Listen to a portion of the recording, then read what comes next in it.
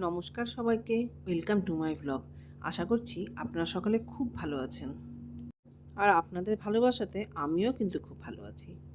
ভোরবেলায় ঘুম থেকে উঠেই ছাদে চলে এসেছিলাম। এত সুন্দর লাগছিল চারিদিকটা দেখতে যে আর কী বলবো। আজ আসলে অনেক কাজ তো, তাই অনেক ভোরেই উঠতে হয়েছে।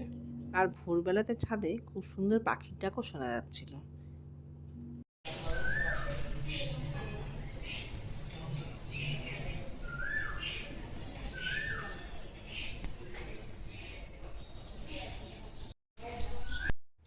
ছাদ থেকে নেমে এসেই রান্নায় মন দিলাম। প্রথমেই এসে পটলটা ভেজে নিলাম। তারপরে এদিকে মাছগুলোকে একটু লবণ আর হলুদ মাখিয়ে ম্যারিনেট করে রেখেছিলাম।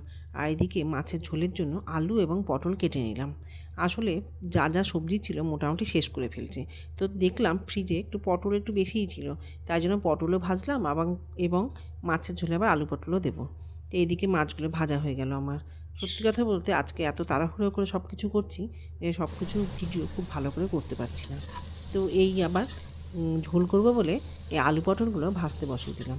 নুন হলুদ দিয়ে এবার সবজিগুলো ভেজে নিচ্ছি। সবজিগুলো ভাজা হয়ে গেলেই এর মধ্যে জল দিয়ে দেবো। জল দিয়ে ফুটে গেলেই ভাজা মাছগুলো ছেড়ে দেবো, তাহলেই কিন্তু আমার ঝোল হয়ে যাবে। তাড়াতাড়ি রান্নাটা করে ফেলছি, রান্না করার পর আবার রান্নাঘর খালি করতে হবে। এই তো আমার মাছের ঝোল হয়েই এসছে। এবার লেগে পড়বো রান্নাঘর খালি করতে।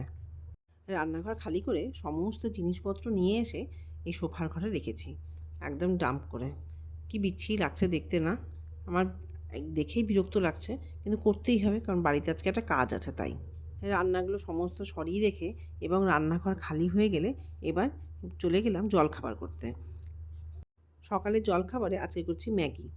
এই তো ম্যাগি সেদ্ধ হয়ে গেল। দেখলেনি আগে যে ডিম ভেজে রেখেছি, এই সেদ্ধ ম্যাগির উপর একটু ডিম ভাজা দিয়ে দিচ্ছি, আর একটু সস, আর দেবো একটু গোলমরিচের গুঁড়ো। ব্যাস, এটাই হচ্ছে আজকে আমাদের সকালের জলখাবার। জলখাবারও রেডি, খেয়েই আবার কাজে লাগবো। জলখাবার খেয়ে উঠেই আলমারি খালি করছি। আলমারির জিনিসগুলো একটু একটু করে উপরে নিয়ে গিয়ে রাখছি। রান্নাঘরের জিনিসগুলো তো সব সোফা ঘরে রেখেছি, আলমারির জিনিসগুলো দোতলায় নিয়ে গিয়ে রাখছি। আসলে আজকে বাড়িতে মিস্ত্রি লাগাবো, তো তাই সমস্ত খালি করে রেডি করে রাখছি। এটা কি দিচ্ছেন? গিরিশ। ও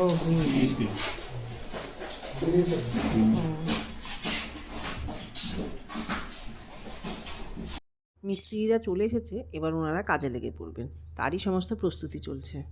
আলমারি খালি করে সমস্ত জিনিসপত্র নিয়ে এসে রূপসা স্টাডি রুমে রেখেছি। শুধু আলমারি নয়, যে আলমারির জামা কাপড়গুলো উপরে রেখেছি, আরও জিনিসপত্র, আরও নিচের ঘরে যা যা জিনিস ছিল মোটামুটি অনেক কিছুই নিয়ে এসে ওর স্টাডি রুমে সমস্ত কিছু রেখেছি।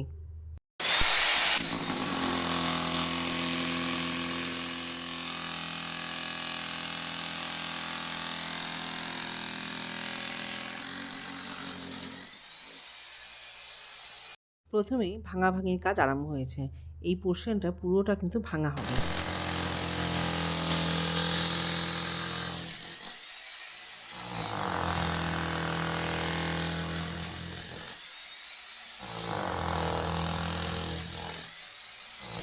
সব জিনিস তো আর রূপসা স্টাডি রুমে আটেনি, তা আমাদের বেডরুমে ওইভাবে রাখতে হয়েছে। দেখেছো তো বাড়িঘরের অবস্থা কি হয়েছে? চারিপাশে মানে যেদিকে তাকাচ্ছে সেদিকে অগোছালো। হ্যাঁ, মানে সমস্ত নিচটা পুরো খালি করেছি, তাও এখনও পুরোটা খালি করা হয়নি। কিছুটা করেছি আর উপরে নিয়ে এসে সব রেখেছি। তো এইভাবে তো আমি থাকতেই পারবো না, এইভাবে অগোছালো অবস্থা। আর যখন যেই কাটতে শুরু করবে, এখন মিস্ত্রিরা প্রস্তুতি নিচ্ছে, যেই কাটতে শুরু করবে চারিদিক ধুলো হয়ে যাবে। তো আমি থাকতে পারবো না, আমার ভীষণ কষ্ট হবে অগোছালোভাবে থাকতে, এবং এইভাবে ধুলোর মধ্যে থাকতে খুবই কষ্ট। ওই জন্য আমি আর রূপসা দুদিনের জন্য চলে যাব।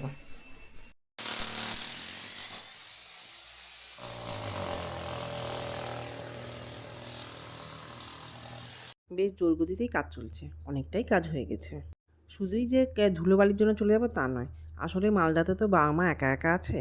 তোমাদের দাদাভাই চলে এসেছে এখানে মিস্ত্রি কাজ হবে বলে, তো ওনাদেরকে দেখাশোনা করা এবং তাছাড়াও ওনাদের ওষুধ নিয়ে যেতে হবে এখান থেকে, 1 মাসের ওষুধ, তা সেটার জন্যও আর কি চলে যাচ্ছি। আর মাকেও একটু ডাক্তারের কাছে নিয়ে যেতে হবে। তো যেহেতু তোমাদের দাদাভাই বহরমপুরে কাজ করাচ্ছে, তাই আমাকেই যেতে হবে মাকে নিয়ে ডাক্তারের কাছে। তো এই দায়িত্বগুলো তো করতেই হবে, তাই জন্যই চলে যাচ্ছি মালদায়।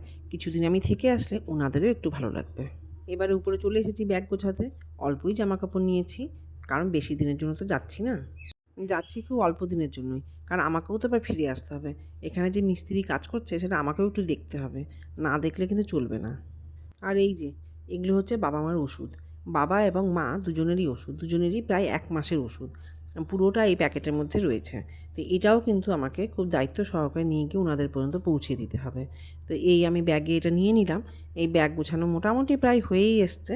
তো এবার রেডি হব যাওয়ার জন্য। এখন 2টো মতো বাজছে, 2টো বাজছে। এই একবেলাতেই এতটা ভাঙা হয়ে গেছে। রান্নাঘরের সামনে থেকে পুরো এই পোর্শনটা।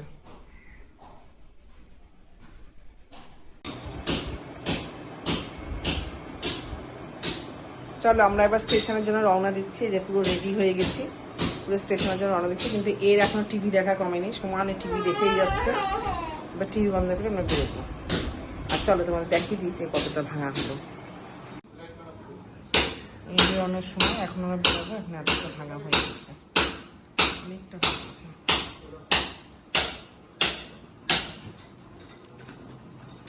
অনেকটাই হয়ে গেছে।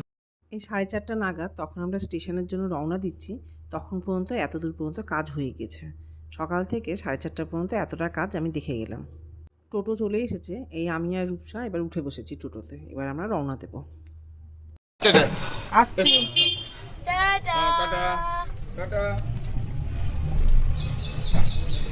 আমি আর রূপসা খাগড়াঘাট স্টেশনে পৌঁছে গেছি। বেশ অনেকটাই আগে এসেছি। আসলে আমাদের ট্রেন হচ্ছে 5:30। মোটামুটি আমরা 4:45টার মধ্যে স্টেশনে পৌঁছে গিয়েছি। এবার বসে একটু অপেক্ষা করতে করতে ট্রেন চলে আসলো। এবার যাই, ট্রেনে উঠি।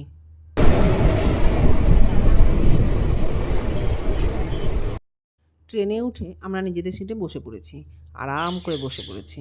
আমাদের ছিল D2-তে 22 এবং 23 নম্বর সিট। নিজেদের সিট খুঁজে নিয়ে আমরা বসে পড়েছি। ট্রেনে ওঠার অনেকক্ষণ পর আবার আপনাদের কাছে ফিরে আসলাম। অ্যাকচুয়ালি এখন রাত্রি 9টা বাজে। তখন মালদা স্টেশনে ট্রেন ঢুকছে। এটা ঠিক তখনকার ভিডিও। তাই এতক্ষণ পর আমি আপনাদের কাছে আবার ফিরে আসলাম। ট্রেন থেকে নেমে বা স্টেশনের বাইরে বেরোচ্ছি। এবার বাড়ির উদ্দেশ্যে একটা টোটো ভাড়া করব। এই পর্যন্তই ছিল আজ আমার ব্লগটি। যদি আমার ব্লগটি আপনাদের ভালো লেগে থাকে তাহলে একটু ভালোবাসা দিয়ে পাশে থাকবেন। তবে আজ আসি, সবাই সুস্থ থাকবেন, ভালো থাকবেন, বাই।